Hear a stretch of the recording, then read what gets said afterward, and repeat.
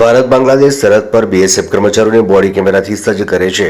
બીએસએફે ભારત બાંગ્લાદેશ સરહદ પર તેના કર્મચારીઓને બોડી વોર્ન કેમેરાથી સજ્જ કર્યા છે। આ પગલાંનો હેતુ ગેરકાયદેસર ઇમિગ્રન્ટ્સ, દાણચોરીની પ્રવૃત્તિ અને તેના પેટ્રોલિંગ યુનિટ પર હુમલાઓની ધરપકડ અને પાછળ ધકેલી દેવાનો છે, જેથી બાંગ્લાદેશી સૈનિકો પછી તેમનો વિવાદ ન કરી શકે। લગભગ 2500 WBC આપવામાં આવ્યા છે અને 2500થી વધુ WBC આપવામાં આવશે।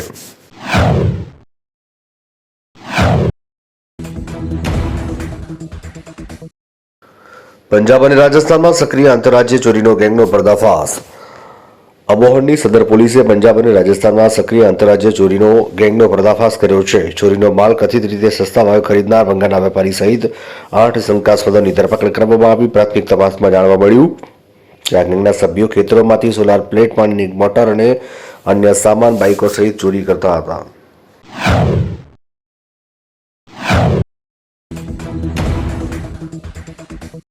ધનખડના રાજીનામા પર કોંગ્રેસ અધ્યક્ષ ખડગેનો જવાબ। કોંગ્રેસના વડા મલ્લિકાર્જુન ખડગેએ કહ્યું કે જગદીપ ધનખડના ઉપરાષ્ટ્રપતિ પદેથી રાજીનામું આપવા પાછળના વાસ્તવિક કારણ અંગે તેમને કોઈ માહિતી નથી। ખડગેએ કહ્યું કે મને તે બધી વિગતો ખબર નથી। તેઓ હંમેશા સરકારના પક્ષમાં રહ્યા છે।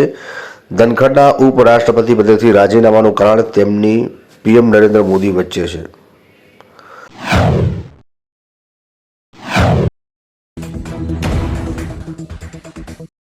પુણેમાં રેવ પાર્ટી પર દરોડામાં મહારાષ્ટ્રના પૂર્વ મંત્રી એકનાથ ખડસેના જમાઈની કરાઈ ધરપકડ।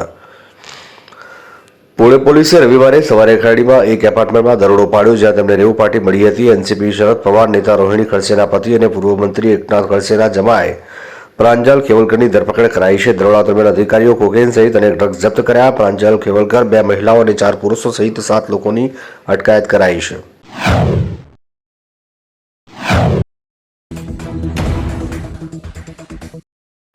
ધર્મ બદલ્યા વગર કરવામાં આવતા આંતરધાર્મિક લગ્ન માન્ય છે કે ગેરકાયદેસર? અલ્હાબાદ હાઈકોર્ટે આપ્યો મોટો નિર્ણય। અલ્હાબાદ હાઈકોર્ટે ધર્મ બદલ્યા વગર કરવામાં આવતા આંતરધાર્મિક લગ્નોને ગેરકાયદેસર જાહેર કર્યા છે। આર્ય સમાજ મંદિર બાદ સગીર છોકરી સાથે લગ્ન કરવાના આરોપીના કેસમાં હાઈકોર્ટે આ નિર્ણય કર્યો હતો।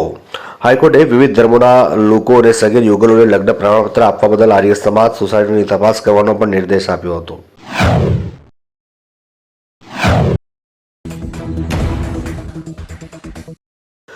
યુપીમાં જમીન વિવાદમાં શખ્સે તેના પિતા, માતા અને બહેનની કરી હત્યા। યુપીના ગાજીપુરમાં રવિવારે ટ્રિપલ મર્ડરનો મામલો સામે આવ્યો, જ્યાં જમીન વિવાદને લઈને એક યુવકે પોતાની માતા, પિતા અને બહેનની તીક્ષ્ણ હથિયારથી હત્યા કરી ફરાર થઈ ગયા। પોલીસ અધિક્ષક ઇરાજ રાજાના જણાવ્યા અનુસાર આરોપી ગુસ્સો હતો કારણ કે માતા પિતાએ તેમની કેટલીક મિલકત પુત્રીના નામ પર ટ્રાન્સફર કરી હતી।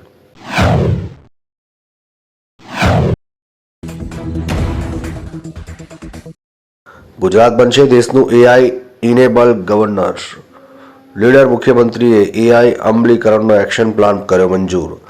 મુખ્યમંત્રી ભૂપેન્દ્ર પટેલે 2025થી 2030 સુધીનો એઆઈ અમલીકરણનો એક્શન પ્લાન મંજૂર કર્યો છે, જે અંતર્ગત રાજ્ય સરકારની કામગીરીમાં અદ્યતન એઆઈ ક્ષમતાનો સમાવેશ કરાશે। ઉલ્લેખનીય છે કે 2024 નવેમ્બરમાં સોમનાથમાં યોજાયેલી વાર્ષિક ચિંતન શિબિરમાં મુખ્યમંત્રીએ ટેકનોલોજી આધારિત ગવર્નન્સ અને સામાજિક આર્થિક વિકાસમાં ગુજરાતને અગ્રેસર બનાવવાનો દ્રષ્ટિકોણ વ્યક્ત કર્યો હતો।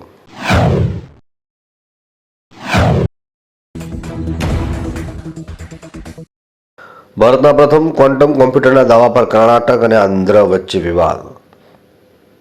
ભારતના પ્રથમ સ્વદેશી રીતે વિકસિત ક્વોન્ટમ કોમ્પ્યુટરનું આયોજન કરવાનો શ્રેય ખરેખર કોણ લઈ શકે તે અંગે કર્ણાટક અને આંધ્રપ્રદેશ વચ્ચે જાહેરમાં વિવાદ શરૂ થઈ ગયો। બુધવારે કર્ણાટક વિજ્ઞાન ટેકનોલોજી મંત્રી એનએસ બોસરાજુએ આંધ્રપ્રદેશના મુખ્યમંત્રી એન ચંદ્રબાબુ નાયડુના તાજેતરના દાવાને નકારી કાઢ્યો હતો અને અમરાવતી નવેમ્બર સુધીમાં દેશની પ્રથમ સ્વદેશી ક્વોન્ટમ સિસ્ટમનું અનાવરણ કરશે।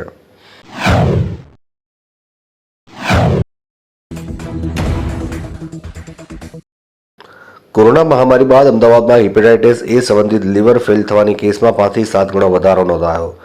અમદાવાદની ખ્યાતનામ હોસ્પિટલ લીવર ટ્રાન્સપ્લાન્ટ ફિઝિશિયને કહ્યું કે કોવિડ પહેલાના સમયના તુલનામાં હાલ હેપેટાઇટિસ એ સંબંધિત લીવર ફેલ થવાના કેસમાં 5 થી 7 ગણો વધારો થયો। હળવો માનવામાં આવતો હેપેટાઇટિસ 1 વાયરસ હવે વધુ આક્રમક બન્યો, તેના ગંભીર પરિણામો આવે છે। ઘણા દર્દીઓએ લીવર ટ્રાન્સપ્લાન્ટ કરાવવું પડે છે। કેટલાક કેસમાં વિવિધ અંગો ફેલ થવા મોતનું કારણ બને છે।